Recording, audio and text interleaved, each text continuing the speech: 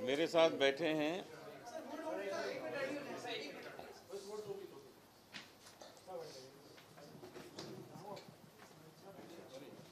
Welcome everyone. Ready roll है सबका। अच्छा सारे सारे एक ही साथ रोलिंग रोलिंग। हाँ, मेरे साथ बैठे हैं श्री केसर मथारू जी। केसर मथारू जी जसलीन के पिताजी हैं और हमारे पुराने मित्र हैं। मुझे जसलीन का एक दिन फ़ोन आया। जसलीन हमसे गाना सीखती है, हमारी स्टूडेंट है। उसका मुझे फ़ोन आया कि बिग बॉस से उसको ऑफ़र आया है। तो मैंने उसको कहा तुमको ज़रूर जाना चाहिए, तुम्हारे वहाँ जाने से तुम्हारा खूब नाम हो जाएगा। तो कहने लगी नहीं, उसमें एक अड़चन ये है कि वो विचित्र जोड़ी बना के ही मैं जा सकती हूँ। तो मैंने कहा किसी को ले जाओ, बहुत अच्छी बात है। तो उसने कहा नहीं, मैं चाहती हूँ कि आप आइए। तो मैंने उसको मना कर दिया। मैंने कहा मेरे पास इतना टाइम कहाँ है, इतने दिन इतने सारे कॉन्सर्ट छोड़ना, ये सब करना बहुत मुश्किल है मेरे लिए। फिर उसने अपने पिताजी से फ़ोन कराया। फिर ये दोनों आ गए हमारे पास कि जी आप प्लीज़ समझिए, आइए। तो हमने कहा अच्छा चलो ठीक है, चलते हैं। क्योंकि 2 साल पहले मैं बिग बॉस में जाने वाला था, मेरी सब बातें हो गई थी, सब तय हो चुका था। लेकिन मैंने उनके ऑफिस को कहा था कि मुझे 1 हफ्ते के अंदर डेट्स कंफर्म करिए, नहीं तो मैं नहीं आ पाऊँगा, क्योंकि मेरे प्रोग्राम सब लगे हैं, सबको डेट्स चेंज करनी पड़ती मुझे कॉन्सर्ट्स की। तो उन्होंने 1.25 महीना लगाया मुझे डेट बताने में। तब तक मेरे बहुत बुकिंग्स हो चुकी थी और मैंने मना कर दिया। तो फिर मेरी जगह स्वामी जी को किया था, अगर आपको याद हो, 2 साल पहले स्वामी जी उसमें आए थे। खैर, अब अपनी बात पे आते हैं कि जब मैंने कह दिया कि हाँ मैं आऊँगा, तो ये तय हुआ कि गुरु शिष्य की जोड़ी, और ये भी बहुत विचित्र जोड़ी है क्योंकि मैं ट्रेडिशनल हूँ, वो बड़ी मॉडर्न है, तो ये भी एक विचित्र जोड़ी अच्छी बन गई। और मैंने हाँ बोल दी, हमने कॉन्ट्रैक्ट साइन कर दिया। उसने भी कॉन्ट्रैक्ट साइन कर दिया, जसलीन ने। 1 हफ्ते रह गए थे बिग बॉस में जाने के, और बिग बॉस ने जसलीन को घर से बिग बॉस के सेंटर पे बुला लिया, उठा लिया वहाँ से 1 हफ्ता पहले। 1 हफ्ता पहले उसको आउट हाउस में, बिग हाउस के ले गए। अब उसके पास फ़ोन भी नहीं, कुछ नहीं, उसको कांटेक्ट नहीं किया जा सकता, वो किसी को कांटेक्ट नहीं कर सकती। लेकिन हमें कोई फ़र्क नहीं पड़ता था। हमने कहा सब तय तो हो ही गया कि ये गुरु शिष्य की एक जोड़ी है, हम लोगों का तय हो चुका है और हम उसमें जा रहे हैं। ये हम लोगों ने आपस में जो तय किया। तो शो के दिन मैं वहाँ पहुँचा। ऊपर आके सबसे पहले मंच पे मैंने ऐसी लागी लगन गाया। ऐसी लागी लगन गाने के बाद में सलमान के पास पहुंचा, उनसे गले लगे, और सलमान भाई ने मेरी थोड़ी तारीफ़ की। और उसके बाद मुझे पूछा कि आपके साथ और कोई नहीं आया? मैंने कहा नहीं आया, मेरे साथ जसलीन आई है, जो मेरी स्टूडेंट है, मुझसे गाना सीखती है। उन्होंने कहा अच्छा, लेकिन वो तो कुछ और कहती हैं, आइए उनकी बात सुनते हैं।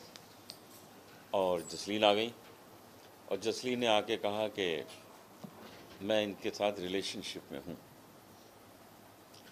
मुझे बड़ा झटका लगा। मैंने उसकी तरफ देखा कि ये क्या हो गया, कहानी बदल गई। ये टीवी घर में देख रहे थे, ये लोग सब अपसेट हो गए। हमारे परिवार में जो लोग देख रहे थे वो सब अपसेट हो गए, घबरा गए कि ये क्या हो गया, क्योंकि ऐसा कुछ है ही नहीं, ऐसा कुछ था ही नहीं। तो खैर, जब मैंने देखा कि इसने ये कहा है, और वहाँ पर उस स्टेज पे ये कहने के बाद में 2 मिनट बाद हमको बिग बॉस के हाउस के अंदर जाना था, वहीं गेट होता है।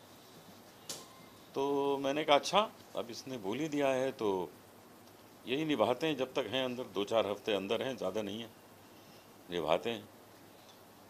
और हम और जसलीन हाउस के अंदर चले गए। 1.5 महीना मैं वहाँ रहा। बहुत खूबसूरत 1.5 महीना मैंने गुजारा। इस 1.5 महीने में बहुत से लोगों से जान पहचान हुई, कुछ कॉमनर्स, कुछ सेलिब्रिटीज़। रोज़ हम वहाँ प्राणायाम करते थे, रोज़ सूर्य नमस्कार, रोज़ अपना रियाज, योगा। तो मेरा 4 किलो वज़न कम हो गया, मेरे लिए बहुत अच्छा रहा। 8 घंटे रोज़ सोने को मिलता था रेगुलर, जो मुझे 30 साल से नहीं मिला इस तरह सोना, मेरे कॉन्सर्ट्स और ट्रैवलिंग की वजह से। तो अगर मुझे वहाँ फिर से भेज दें, क्योंकि मेरा उनका कॉन्ट्रैक्ट 31 दिसंबर तक का है, मुझे अगर वो फिर बुला लें और 4 किलो मैं और कम करके आ जाऊं, तो अगले सेशन का होस्ट मैं होऊंगा, सलमान खान नहीं होंगे, ये मैं गारंटी देता हूँ आपको। तो अब मैं वापस आया हूँ वहाँ से, तो वापस आकर जो सत्य बात है वो मैंने सबको कह दी। मैं इनसे भी मिला, इन्होंने भी कहा कि हाँ, हम लोग सब चौंक गए कि तय तो ये हुआ था कि गुरु शिष्य की तरह जा रहे हैं, ये क्या हो गया।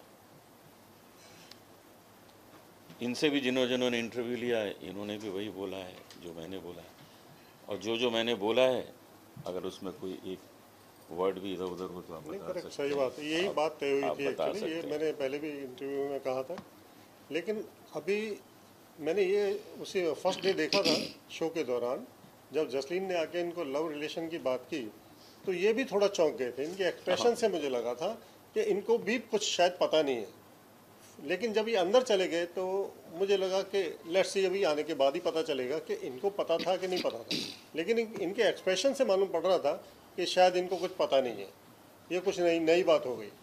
अब ये क्या बात हुई है, ये तो जसलीन के आने पे ही पता चलेगा, या मैं बिग बॉस में जाता हूँ, मैं वहाँ जाके बात करूँ, मैं पूछूं जसलीन को कि ये नहीं क्या जाने था। देंगे, वो जाने नहीं देंगे।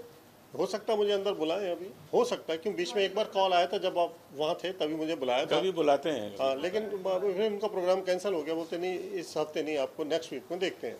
तो अगर बुलाते हैं मैं जाके पूछूंगा अब ये क्या था, या बाहर आने के बाद फिर आप भी पूछिए, आप भी पूछिए, मैं भी पूछूंगा, सब तो 10 दिन से पूछेंगे। अब जब जसलीन बाहर आएगी तो बाकी कहानी और पता लगेगी। मैं बाहर आया हूँ, मैंने जो था आपको बता दिया, लेकिन अब जो आप लोगों के सवाल हैं वो एक एक करके सवाल करिए, मैं उससे जवाब दूँगा। मुझे आपसे पूछना है कि आपने एक इंटरव्यू में कहा था कि आपको इन दोनों के रिलेशन के बारे में पता था?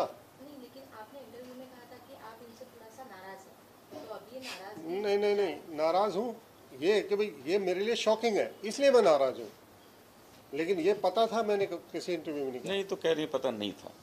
पता नहीं था? पता नहीं था? हाँ, मुझे पता नहीं। तो वही कि पता नहीं था इसलिए आप इनसे थोड़े से नाराज थे, तो अभी नाराजगी खत्म हो गई, अभी खत्म करो ना, आपके किस साथ बात की बैठा हूँ, नाराजगी, नाराज़गी कुछ हर बात स्पष्ट है, सामने है। अब तो मैंने इनसे कहा कि जसलीन की शादी में मुझे बुलाइएगा कन्यादान के लिए, हम दोनों करेंगे साथ में। जब कोई क्योंकि आप 1.5 महीने बिता कर आए बिग बॉस के घर में, आप बाहर आ गए और आप अपने और जसलीन के रिलेशन को भी सबके सामने क्लियर कर रहे हैं, नकार चुका हूँ। नकार चुके आप। 1.5 महीने के अंदर आपको क्या लगता है कि कौन अब विनर हो सकता है, क्योंकि आप तो बाहर आ गए हैं? रोमिल रोमिल रोमिल लग रहा है, क्योंकि वो एक वकील है और वो अपने टास्क को पढ़ता है बहुत ध्यान से, उसमें वो शब्द वो पढ़ लेता है जो हम देख नहीं पाते। तो उसको विनर होने, मुझे आज मैं उसको विनर देख रहा हूँ, धीरे धीरे कोई और उससे ज़्यादा ऊपर उठ जाए तो बात अलग है। अब वो दीपक जो वहाँ सिंगर है, जो काफ़ी एक्टिव है, वो भी उसके अंडर काम करता है। जो रोमिल कहता है अपने इशारे से वही दीपक करता है। तो फिलहाल मैं देख रहा हूँ कि रोमिल विनर है। अब आगे जसलीन भी अगर और बोलेगी और खुल जाएगी तो उसके भी चांस हैं। सर, जैसे कि आपने कहा कि पहले कुछ और बात हुई थी और बाद में वहाँ पे स्टेज पे जाने के बाद थोड़ा सा मतलब मामला बदल गया, तो उससे लगता है कि बिग बॉस भी थोड़ा सा स्क्रिप्टेड हो सकता है उस चीज़ को लेकर? अगर बिल्कुल नहीं, बिग बॉस में सिर्फ एक स्क्रिप्टेड था जो हमारा उन्होंने डेट के लिए इवनिंग अरेंज की थी, जिसमें हमको तैयार किया गया, जसलीन को तैयार किया गया, एक बहुत अच्छा वहाँ पे बादलों के साथ में एक टेबल लगी हुई, बहुत खूबसूरत सेट बनाया था, वो उन्होंने अरेंज किया था, क्योंकि वो तो हम तो कर नहीं सकते, वो तो उन्होंने ही करना था। तो वो डेफिनेटली उन्होंने ऑर्गेनाइज़ किया था और वो हमने बहुत इन्जॉय किया। मैंने 1-2 गाने भी गाए, हमने उसके साथ थोड़ा डांस भी किया, बहुत अच्छा लगा था। अनूप जी, आपके जो बाहर इतने सारे फैंस हैं, बहुत सारे फैंस ऐसे बोलते हैं कि इस उम्र में अनूप जी रोमांस कर रहे हैं, तो आपको लगा जो फैंस और उनको हर्ट हुआ तकलीफ, बहुत ज़्यादा ट्रोल भी किया गया इस चीज़ को लेकर, तो हर्ट हुआ होगा। ट्विटर में बहुत सारे गॉसिप निकले कि अभी सुबह में उनके फैमिली में खुद लड़के हैं लड़की है, उनके आधे उम्र के लड़के के साथ प्रेम कर रहे हैं, ये सब चीज़ें आपको लगता है कि नेगेटिविटी फैलता है? नेगेटिविटी फैलती है, लेकिन आज ख़त्म हो जाएगी ना। आज जब आप लोग सही सही बात करेंगे, जो हम बोल रहे हैं जो 100% सच है, तो वो ख़त्म भी तो हो जाएगी। उससे क्या फ़र्क पड़ता है? थोड़े दिन की बात थी, लोगों ने लिख दिया अपने मन की भावना को, अब वो ये भी लिखेंगे हमको पता लगा कि भाई ये तो गलत था, तो बात ख़त्म। और बताइए। सर ऑलरेडी आपके इंटरव्यूज हो चुके थे, आप मीडिया से रूबरू हो, तो ऐसे क्या जरूरत पड़ी आपको अचानक प्रेस कॉन्फ्रेंस रखनी पड़ी और अवेयरनेस क्रिएट करना पड़ा, क्योंकि ऑलरेडी हम लोग आपसे मिल चुके थे इलेक्शन के बाद, तो ऐसा क्या खास मुद्दा था जिसके बारे में आज आप बात करना चाहते हैं? बहुत से लोग ऐसे रह गए, और इसमें अधिकांश लोग तो हमारे यार दोस्त ही हैं जो आते हैं हमारे घर पे अक्सर। तो मुझे अच्छा लगता है कि कुछ लोगों को ये शिकायत ना रह जाए कि हमको नहीं बुलाया, हमारे साथ नहीं हुआ। तो जो प्रीतम शर्मा जो हमारा सब ऑर्गेनाइज करते हैं, उनको मैंने कहा कि किसी को शिकायत नहीं रह जानी चाहिए। बोलना तो हमने वही है जो हम पहले बोले हैं, एक शब्द भी अलग नहीं आपने सुना होगा। तो आप लोग आ गए हैं, आपके मन में अब शिकवा नहीं होगा कि भाई हमको नहीं बुलाया, और कोई कारण नहीं। मिस्टर मथार, आपसे कहना चाहेंगे, आपने देखा शो किस तरह गया, तो आपका क्या रिएक्शन है कि जसलीन के बारे में आप क्या कहना चाहेंगे, और आपका क्या कमेंट होगा सर और जसलीन? इन्होंने कहा कि हमारा स्पिरिचुअल रिलेशन है, it's not a physical, it's a musical relationship, sir said. आपका क्या रिएक्शन है इस पर, आप क्या कमेंट करना चाहेंगे? नहीं, बिल्कुल सहमत हूँ इनकी बात से। यही था, यही मैं ऑब्जर्व करता था, क्योंकि जब भी मिले हैं, जब भी जो मैंने देखा है, मैंने अपने इंटरव्यू में पहले भी कहा था कि ऐसा मैंने कभी कोई देखा ही नहीं। इनको कभी कोई रिलेशनशिप होता है तो पता चलता है।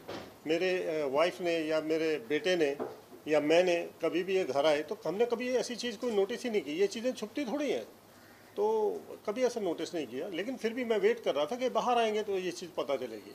अभी जसलीन ने ये क्यों कहा वहाँ पे, ये क्या स्ट्रेटजी है उसकी, तो ये वो आए तो मैं उससे पूछूं। अब तो वही रह गई है। पहले मैं इनके बारे में कहता था ये आए तो इनसे पूछें, या अपनी बेटी से मैं पूछूंगा। अब वो आएगी तो उससे पूछेंगे, या मैं आज वहाँ जाऊँ तो वहाँ जाके पूछ लूँगा मैं। ये भी तो होगा। पता चल जाएगा उसमें। और फिलहाल मैं डिस्टर्ब भी नहीं करना चाहता, क्योंकि अभी अच्छा खेल रही है वो। एटलीस्ट जिस काम के लिए वो गई है वो काम तो अभी सही ढंग से करके आए, मैं वो चाहता हूँ। ठीक बात है। तो अभी खुली है वो, अभी बोलने लगी है। पहले इन्होंने सही कहा था कि इनके अंडर थी तो इनकी गाइडेंस में चल रही थी, कम बोलती थी। अब उसे खुल के बोलने का उसे मौका मिल गया, और शायद उसकी ये स्ट्रेटजी भी है कि पहले भाई सबको मैं देख लूँ, समझ लूँ ये लोग कैसे हैं, कौन है, क्या है। अब उसकी समझ में आ गया ये गेम क्या है, कौन कितना चिल्ला रहा है, कौन कितना किस तरह गाली गलौज करता है। वो इस स्टैंडर्ड पे तो नहीं जाएगी। जैसे अगर वो किसी से झगड़ा भी करेगी तो बहुत नाप तोल के उसके अल्फाज होंगे जो उसे बोलने हैं, इतनी तो उसे नॉलेज है। बाकी देखते हैं अभी क्या करती है। तो अभी क्योंकि वहाँ जो रहता है आदमी उसको ही पता होता है। जैसे क्रिकेट के मैदान में बैट्समैन होता है, वो सबसे दुनिया में अकेला आदमी होता है, वो अपने आप को फील करता है सेंटर में खड़ा हुआ। तो ऐसे ही वहाँ आपने भी देखा होगा, आपको भी पता ही है कि वहाँ ये अकेला ही होता है आदमी। सब अपनी अपनी गेम खेलते हैं, अकेला ही होता है। उसे ये पता नहीं होता कि पास वाला क्या अभी करने वाला है, अंदर जाके कन्फेशन रूम में क्या करेगा। अनूप सर, आपसे जानना चाहेंगे कि आपको क्या लगता है कि आपका इतनी जल्दी बाहर आना ये भी एक वजह हो सकती है कि आपने अपना जसलीन के साथ रोमांटिक एंगल कहीं ना कहीं शो में बढ़ाया नहीं है अपनी तरफ से? कभी आपने और जसलीन ने कोई कोशिश नहीं की कि इसको रोमांटिकली पेश किया जाए? क्योंकि कहीं ना कहीं चैनल का कॉल वो हो सकता है, क्योंकि आपको उसी तरह जोड़ी पे लेके गए और उन्होंने कई प्रयास भी किए, जैसे आपको डेट पे भेजना, फिर एक टास्क हुआ था जहाँ पे वो आपकी कपड़े वगैरह, हाँ वो, और फिर वो कपड़े वपड़े त्यागने वाला, वो सब वो कहीं ना कहीं प्रयास कर रहे थे कि उस तरह से ये एंगल दिखे बाहर, जो कि दिखा नहीं। तो ये भी वजह हो सकती है? लगता तो नहीं है ये वजह, क्योंकि मुझे जो निकाला गया है वो इमेज कॉन्शियस की वजह से निकाला गया। मुझे कहा गया कि आप इमेज कॉन्शियस हैं। मैंने कहा बिल्कुल हूँ, क्योंकि मेरी इमेज है। मैं इस तरह गाली गलौज नहीं कर सकता जैसे यहाँ की जाती है, लोग जैसे चिल्लाते हैं वो सब तो मैं नहीं कर सकता। तो मैं अपनी इमेज को बिल्कुल संभाल के रखना चाहता हूँ। तो कहने लगे फिर आपको नॉमिनेट कर देते हैं। मैंने कहा कर दीजिए। और नॉमिनेट करने के बाद फिर मेघा जी ने दूसरे दिन मुझे कहा कि गलती हो गई आपको नॉमिनेट करके, मुझे अभी और लोगों को अच्छी तरह समझ लेना चाहिए था। तो वो भी ऐसा उन्होंने बोला, लेकिन नॉमिनेट तो मैं हो ही चुका था, और उसी वजह से उन्होंने फिर मुझे निकाला है। और लेकिन मैं फिर जाना चाहता हूँ, मुझे वहाँ बहुत अच्छा लगा। अगर मुझे फिर बुला लें तो मैं जाऊंगा और फिर से मज़े करूंगा। मतलब चांस है कि वाइल्ड कार्ड एंट्री में शायद आप कर सकते हैं, उनकी इच्छा होगी, क्योंकि मेरा कॉन्ट्रैक्ट है 31 दिसंबर तक का, तो कह देंगे तो मैं आ जाऊंगा। ओके सर, एलिमिनेशन के बाद आप घर से बाहर आने के बाद काफ़ी मीडिया को ये चीज़ के बारे में बता रहे हो कि ये रिलेशनशिप फिजिकल नहीं था या ऐसा नहीं था, तो आपको लगता है ये विचित्र जोड़ी जो टैग लग गया है इसके बाद ही कंट्रोवर्सी क्रिएट नहीं होगी? आपकी अब नहीं बताने होगा, के अब बाद? लोग भूल जाए। क्या है कि जब लोगों को पता लग जाएगा कि ऐसा नहीं है, पहले लोगों को जो शक था वो शक मेरी एब्सेंस में था, लेकिन अब मेरी प्रेजेंस में जो मैं बोल रहा हूँ ये ज़्यादा पावरफुल है, और ये लोगों के मन में जो गलत धारणा है वो ख़त्म हो जाएगी। क्योंकि आप लोग इसको उल्टा थोड़ी दिखाएंगे, जो मैं बोल रहा हूँ वही तो दिखाएंगे। जी नमस्ते। आपने जसलीन से जब आप बिग बॉस में तब उनसे नहीं पूछा कि आप ये सब क्यों कर रही हैं? जब जसलीन ने मुझे कहा तो मैं बहुत चौंका कि ये क्या कह रही है, लेकिन उसके बाद इतना समय नहीं था कि इस पे हम कुछ करते। सलमान साथ में खड़े हुए, और जब अंदर थे 24 घंटे आप लोग साथ रहते हैं, 1.5 महीने तक साथ में रहते नहीं, हैं, अंदर कभी अंदर कभी बातचीत अंदर में इस प्रोग्राम को बिल्कुल बिगाड़ना नहीं चाहता था। तो ये फिर प्लान था कि मतलब ऐसे ही रखें, मतलब ये चीज़ ऐसे नहीं, रखी जाए?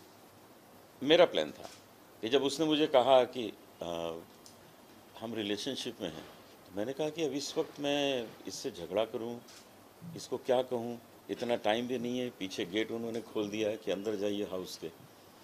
तो मैंने सोचा कोई फ़र्क नहीं पड़ता, 2-4 हफ्ते ही मुझे रहना है, चला लेता हूं, बाहर आके लोगों को बता दूंगा असलियत क्या है।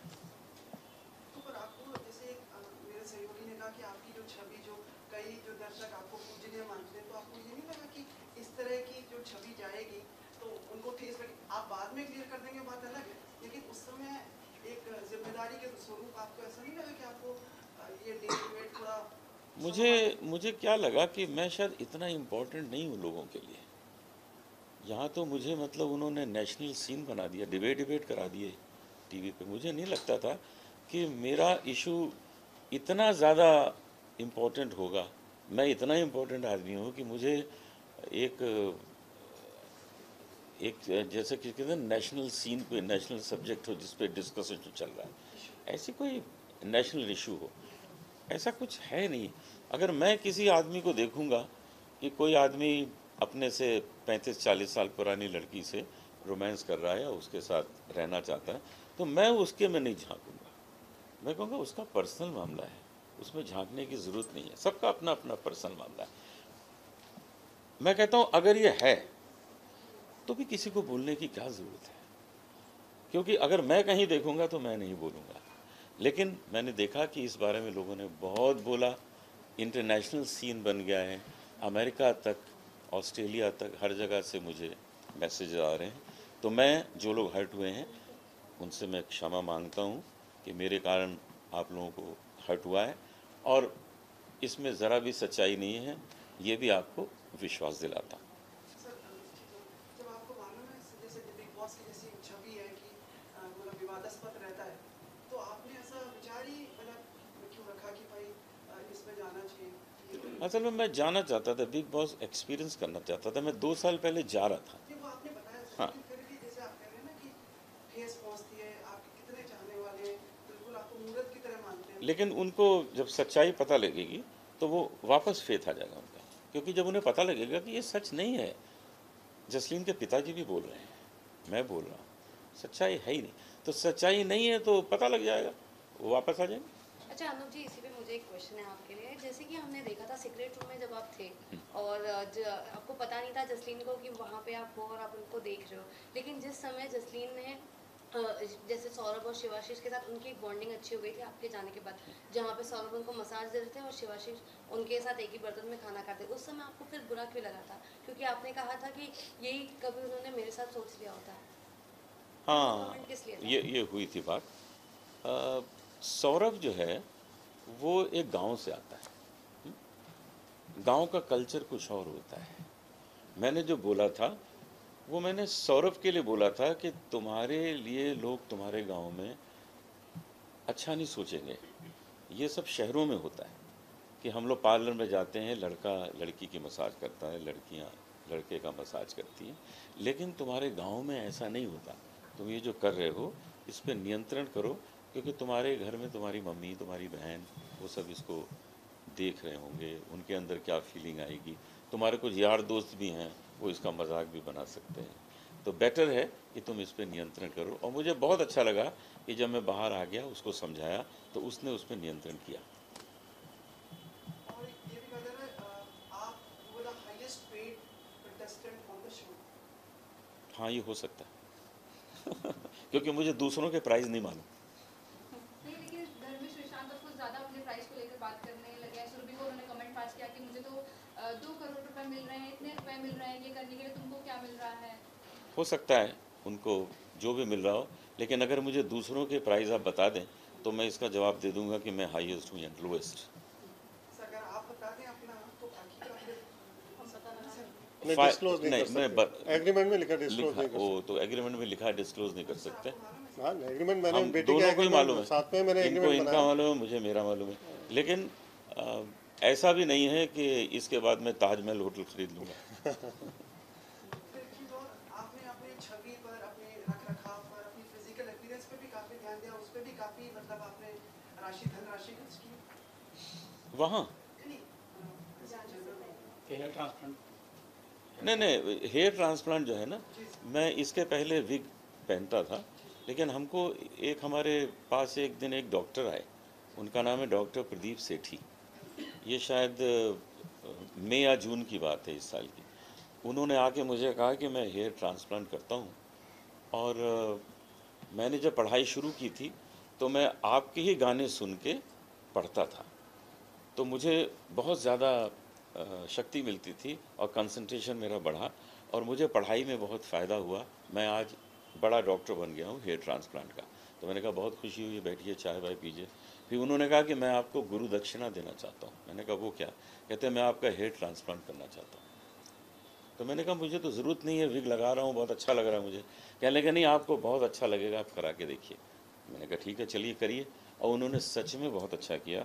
आप मेरे बाल देख रहे हैं, ये डॉक्टर प्रदीप सेठी का कमाल है कि उन्होंने बहुत अच्छा काम किया। और मैं आप लोगों को भी कहूँगा कि जिसको जिसको ज़रूरत है वो वहाँ ज़रूर जाए। अनुज जी, मेरा सवाल आपसे ये है कि आपने कहा कि जसलीन का जो मतलब कोई फेक था ये सब कुछ, लेकिन अगर जसलीन इसके बाद आकर कहती है कि वो आपके लिए फीलिंग्स रखती हैं, तो आपका क्या रिएक्शन होगा अगर वो सचमुच कहती है? मैं तो नहीं रखता जी, अगर वो रखती हैं तो बहुत अच्छा, ज़रूर हाँ जी, ये तो उसकी मर्जी है ना, उसकी मर्जी। बाकी ये नहीं रखते तो ज़बरदस्ती थोड़ी बात है। खत्म हो गई, मैं ही नहीं रखता। सर आप कुछ रह गया था। हाँ मैंने ये बोला था, तो जब उन्होंने आपके संतुष्ट हैं, पर हाँ। उन्होंने जैसा आपने कहा कि उन्होंने गुरु दक्षिणा, फिर भी उन्होंने फीस ली आपसे, तो ऐसा बता रहे थे कि इतनी मतलब हाई फीस, ऐसा जो सुनने में आया। हाँ, लेकिन ली नहीं ना, ली नहीं।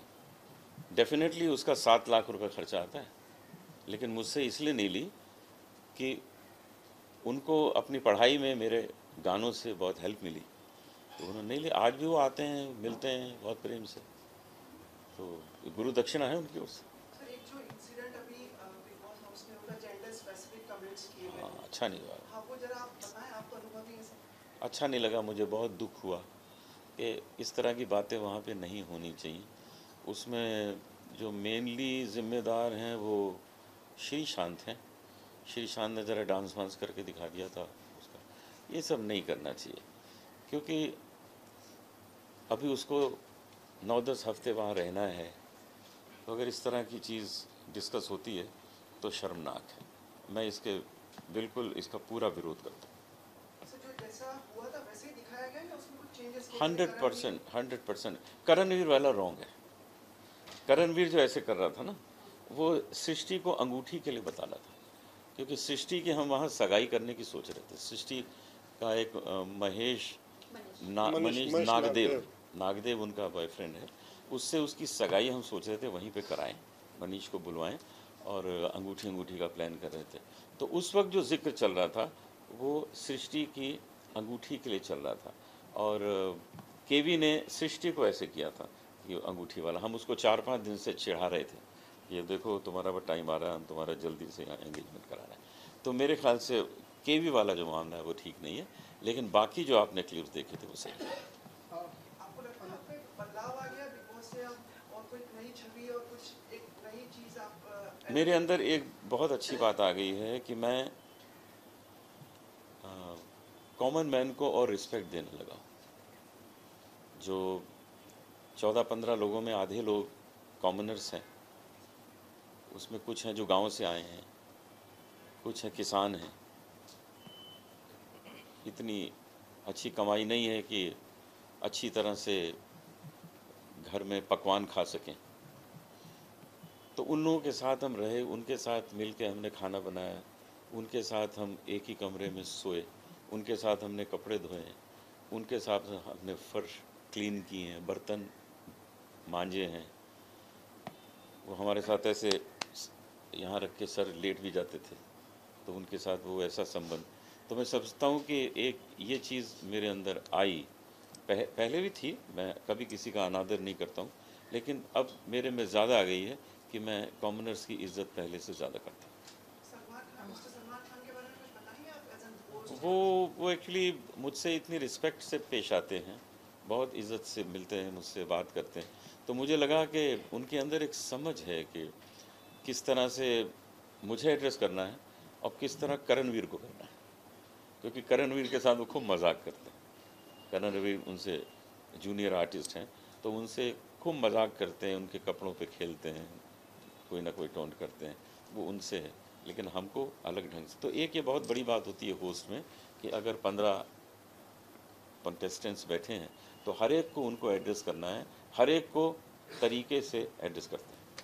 आप जब से अंदर गए थे उसके बाद कई चीज़ें फिल्म इंडस्ट्री में घटनाएं घटी, कई तरह के बदलाव आ गए, कई तरह की महिलाओं ने अपनी आवाज़ उठाई, शायद आपने पढ़ा होगा। मुझे पता लगा, वो आने के बाद ही पता लगा। और एक चीज़ और पता लगी कि इलाहाबाद का नाम प्रयागराज कर दिया गया, तो वो न्यूज़ में मैं ज़्यादा इंटरेस्टेड हूँ। बाकी चीज़ें जो हैं पता लग रही हैं धीरे धीरे कि कुछ अपेक्ष लगाए जा रहे हैं, कुछ मी टू कुछ चला है, वो काफ़ी होने लगा है, कुछ उसमें हमारे कलाकार लोग फंसे भी हैं। तो अब ठीक है, समाज है, तरह तरह की चीज़ें होंगी, होती रहें। कई शॉकिंग नेम्स सामने आए हैं जिनका उम्मीद नहीं की जा रही थी, उस पर आपके शाहरुख खान जी का नाम आया, कई और भी आपने सुने होंगे ना। तो मुझे ऐसा लगता है कि अगर कोई किसी पे कुछ कहे तो टोटल एविडेंस के साथ कहे, कुछ उसके पास तस्वीरें हों, कुछ उसके पास वीडियो हों। अगर इस तरह लेके आए और कुछ कहे तो बात में दम होना चाहिए। श्रीमान नाना पाटेकर साहब पे भी चीज़ें आई, वो भी मैंने सुना है, मैंने सुना है, मैंने सुना आपकी थोड़ी विस्तार प्रतिक्रिया दीजिए। है, मैंने सुना है, लेकिन उसके बारे में मुझे ज़्यादा जानकारी है नहीं। किसी ने मुझे कहा कि अनु मलिक जी का नाम आया है, कैलाश खेर जी का नाम आया है, अभिजीत का नाम आया है, तो मुझे एक सुहेल सेठ का नाम आया है। तो इस तरह 7-8 नाम जिन लोगों को मैं जानता हूँ, साजिद खान का नाम है। तो इस तरह जो नाम मुझे बताए गए हैं, लेकिन उनका केस क्या है वो मुझे नहीं बताया गया है अभी तक। वो मैं पूछूंगा, धीरे धीरे पता लगेगा। मैं आए हुए मुझे 2 दिन हुए हैं, उस 2 दिन में मैं 200 इंटरव्यू दे चुका हूँ। तो मैं इसमें ही पहले सोच रहा हूँ लगूँ, पहले इसको ठीक करूँ, फिर बाकी चीज़ें समझूँगा। सतर्क हो जाएंगे ज़्यादा, मतलब इस तरह से आपकी अप्रोच से बातचीत करने में? ना ना ना, हमारी तो नॉर्मल जैसी लाइफ है वैसी ही रहेगी। जो ये घटनाएं हुई हैं, जो सारे केसेस आए उसके बाद बिल्कुल सतर्क नहीं, हम तो ऐसे रहेंगे जैसे हैं शुरू से, क्योंकि हम तो ऐसे ही मिलते हैं, ऐसे ही सबसे बातचीत करते हैं, ऐसे ही सबके साथ बैठ के खाना पीना करते हैं। My life is same. सतर्क तो वो लोग होंगे जो ऐसे काम करते हैं। हाँ, हम तो नहीं करते। जो करेक्टिव मेजर्स लिए गए हैं उनसे आप खुश हैं? जो चीज लिए जा रहे हैं कि कमेटी बनाई गई है, ये जो सब चीजें हो रही हैं, सरकार, केंद्रीय सरकार की तरफ से भी चीज बात, वो मुझे पता नहीं क्या बनी है committee, I don't know about मतलब it. The producers guild of India has formed a committee अच्छा। To this matter, even CINTAA is looking after. हाँ ठीक है, होना चाहिए। ये तो होना चाहिए। कोई भी ऐसे, कोई भी किसी के ऊपर इस तरह अगर आरोप लगाता है तो कोई कमेटी होनी चाहिए जो उसको पहले देख ले, तब वो मीडिया में जाए। ठीक है। ओके अनुप जी, इसके अलावा क्योंकि आप बाहर आ चुके हैं तो ढेर सारे कॉन्सर्ट होते हैं आपके, शायद मैं गलत भी हो सकता हूँ, आपने जो भगवत गीता को मोदी जी शायद लॉन्च करने वाले हैं, हाँ, मैंने उसके बारे में कुछ बताएं? काफ़ी लोग कब होने वाला है? एक्चुअली जानते हैं, काफ़ी लोग यहाँ, कि मैंने भगवत गीता रिकॉर्ड की है उर्दू में, 1750 उर्दू शेर में भगवत गीता रिकॉर्ड की है, जो अनवर जलालवी जी ने लिखी है। और मोदी जी ने मुझे पत्र लिखा, उसकी उन्होंने प्रशंसा की, बहुत तारीफ़ की, और अब उन्होंने कंफर्म किया है कि वो किसी लखनऊ की अपनी विज़िट में, जो नेक्स्ट विज़िट होगी, वो हमारी गाई हुई भगवत गीता को अपने हाथों से रिलीज़ करेंगे। तो उसमें मैं लखनऊ जाऊंगा। लखनऊ में इसलिए हो रहा है कि अनवर जलालवी साहब भी लखनऊ के ही हैं जिन्होंने लिखा है, और उसके जो प्रोड्यूसर हैं वो भी लखनऊ के हैं, और मैं भी लखनऊ का हूँ, इसलिए लखनऊ में ये काम होगा। ये कोई डेट फिक्स हुई? अभी तक डेट फिक्स नहीं हुई, लेकिन इसका गायन मैं पाकिस्तान में कर चुका हूँ। 8-9 महीने पहले पाकिस्तान गया था। 50,000 ऑडियंस के सामने मैंने भगवत गीता उर्दू में गाई, उन लोगों ने बहुत पसंद की। अनुज जी, आपसे जानना चाहेंगे, एक टास्क हुआ था जहाँ पे सीक्रेट्स कैप्टनसी के दौरान जहाँ पे सीक्रेट्स रिवील हुए थे, वहीं पर जसलीन का एक बहुत बड़ा सीक्रेट मतलब खुला, जहाँ पर उन्होंने बताया कि उन्होंने डेट किया था सुखविंदर जी को। उन्होंने सुखी कहा, पूरा नाम नहीं मैं लिया। आपको पूरा वर्ड बताता हूँ, वर्ड टू वर्ड। हाँ, तो आपने जहाँ पे बोल दिया कि मुझे इस बारे में जानकारी थी, तो उस पर क्या कहेंगे? आपका भी सर रिएक्शन जानना चाहेंगे कि आपको क्या इस बारे में पता था कि सुखविंदर इस सर से पहले उनका सुखविंदर जी के साथ भी? जैसे हमारी इंटरव्यू में बात हुई थी, आपने कहा था कि नहीं, वो सिर्फ कॉन्सर्ट करते हैं मिलकर, बाकी ऐसे कुछ नहीं है। हाँ, वही कि वो कंसर्ट ही करते हैं, और वर्ल्ड टूर किया है दोनों ने साथ में, सुखविंदर के साथ। और अभी भी उन्होंने तो ये बताया कि वो अभी दोस्ती नहीं है उनके साथ, वो तो अभी भी दोस्ती है, अभी भी आते हैं मेरे पास, आते रहते हैं जब भी, या मैं उनके यहाँ जाता हूँ, तो वैसी बात नहीं है। लेकिन मैंने एक चीज़ देखी कि रोमिल जब बाहर आए, ये टास्क के बाद बाहर आए, तो रोमिल ने कहा यार इन्होंने मेरी बात चेंज कर दी। तो रोमिल ने कहा कि मैंने ऐसा कहा था कि मैं एक पब के अंदर गया, वहाँ एक लड़की को देखा, जब मैंने उससे बात की तो वो लड़का निकली, जबकि इन्होंने बिग बॉस में ये दिखाया था कि रोमिल एक लड़की को प्यार करते थे, बाद में वो लड़का निकली। तो जसलीन ने इस बात पे कहा कि देखा इन्होंने मेरी बात भी चेंज कर दी, आप वो क्लिप देखिए। तो जसलीन ने भी कहा, तो जसलीन ने जो कहा वो एग्जैक्टली वो नहीं था, थोड़ा अलग बात। मैंने ये बात सुनी हुई थी, अफवाह ये सुनी हुई थी। तो जब वो क्वेश्चन सामने आया और सलमान साहब ने मुझे पूछा, तो मैंने कहा ये क्वेश्चन गलत है, क्योंकि इसके बारे में, इस अफवाह के बारे में तो मुझे मालूम है। तो फिर थोड़ा उन्होंने मजाक भी किया था सलमान भाई ने, वो ठीक है, एंटरटेन करने के लिए करते हैं। तो ये हुआ था सच।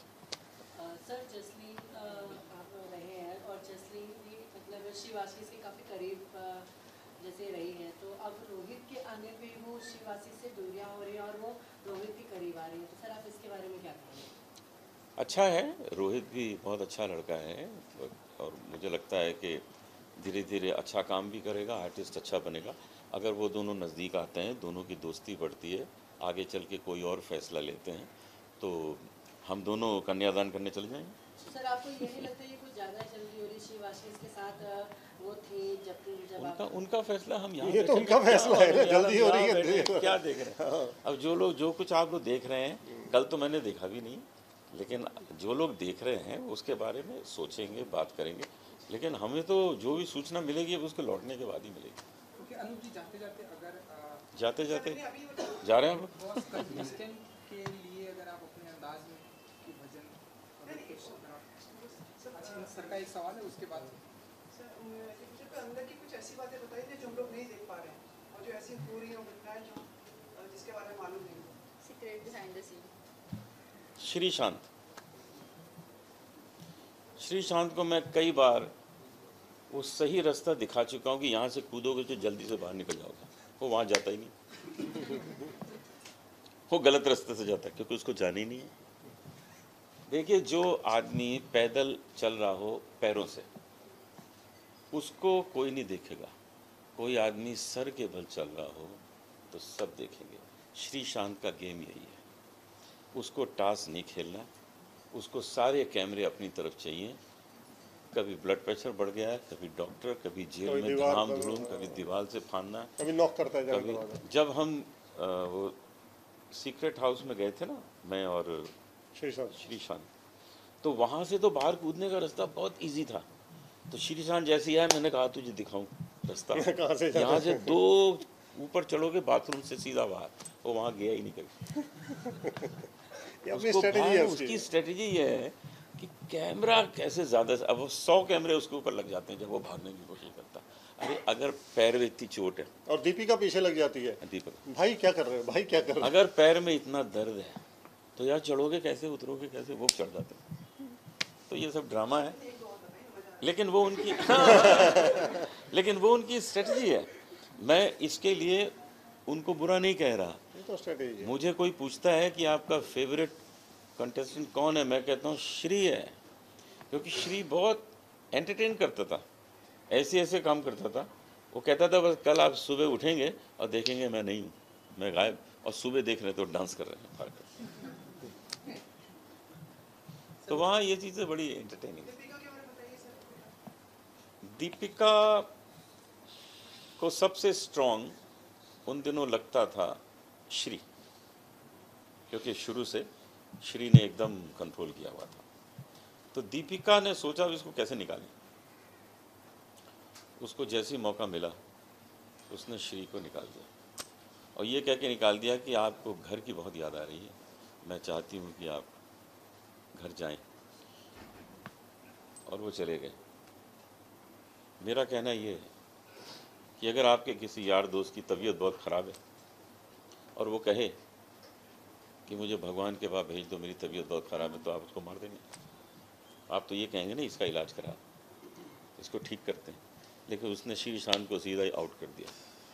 ये चीज़ ठीक नहीं थी और वो भांडा फूट गया, लोगों को पता लग गया। लेकिन फिर मुझे ये चीज़ समझ नहीं आई कि उसके बाद श्रीशांत ने फिर उससे दोस्ती कर ली। तो वहाँ श्रीशांत दीपिका हर हफ्ते दोस्ती भी करते हैं और हर हफ्ते दोस्ती तोड़ते भी हैं। तो ऐसी स्ट्रेटजी वहाँ चल रही है। मैं बिल्कुल स्ट्रेट खेला। आप लोगों में कोई भी ये मुझे बताए कि आपको अगर मेरे पूरे खेल में कहीं कोई गेम नज़र आ रहा हो, कहीं कोई कैलकुलेटिव चीज़ नज़र आ रही हो, तो मुझे आप बता सकते हैं। स्ट्रेट। सर फिल्म फेस्टिवल के बारे में, हाँ वो भी बताएंगे। सर सुरभि के बारे में कई लोगों की मांग है, सर बर्खास्त है, सुरभि के बारे में बताएं। सुरभि ने जिस दिन खून का टीका लगाया उस दिन मैं डर गया। मैं इसलिए डर गया कि उसका बेड जो था वो मेरे बेड के नेक्स्ट था। तो मैंने कहा खून का टीका लगा के जब वो लेटेगी मेरे बगल में, मेरी हालत ख़राब हो जाएगी। तो मैंने उनसे कहा कि मेरा बिस्तर बदल दीजिए, यहाँ से दूसरा कर दीजिए और सुरभि को यहाँ से निकाल दीजिए, क्योंकि खून का टीका लगाने का मतलब है ऐलान जंग, अब तलवार निकालनी बाकी है बस। ऐसा नहीं करना चाहिए। वहाँ थोड़े सेंसिटिव लोग भी रहते हैं मेरे जैसे, ये करना अच्छा नहीं है। तो देखिए 16 घंटे की रिकॉर्डिंग में आप लोगों को 45 मिनट दिखाया जाता है, लेकिन मैंने वो 16 घंटे की फिल्म रोज़ देखी है। उस 16 घंटे की फिल्म में किस तरह की गालियाँ, किस तरह की बातें, किस तरह से फिंगरिंग, किस तरह की चीज़ें वहाँ की जाती हैं, उससे मैं वाकिफ़ हूँ, आप लोग नहीं हैं। इसलिए मैं ये कहना चाहता हूँ कि मैंने अगर किसी के अगेंस्ट ये कहा होगा कि इसको घर से बाहर निकाल देना चाहिए, उसका कुछ कारण होगा, क्योंकि मैं 16 घंटे की फिल्म देख रहा था, आप लोग सिर्फ 45 मिनट देख रहे थे।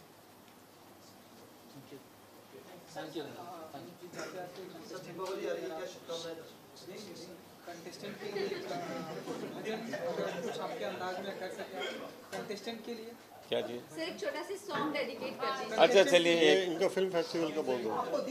हाँ इनका देखिए एक फिल्म फेस्टिवल हम कर रहे हैं, इसमें मैं भी इन्वॉल्व हूँ। ये क्या डेट्स हैं बता दो। 24-25 नवंबर। आप लोगों को भी समय मिले तो इसमें ज़रूर आइएगा। फिल्म फेस्टिवल ऑर्गेनाइज हो रहा है। जूरी, आप जूरी हैं? अब मैं जूरी में हूँ, इसलिए आपको दिखा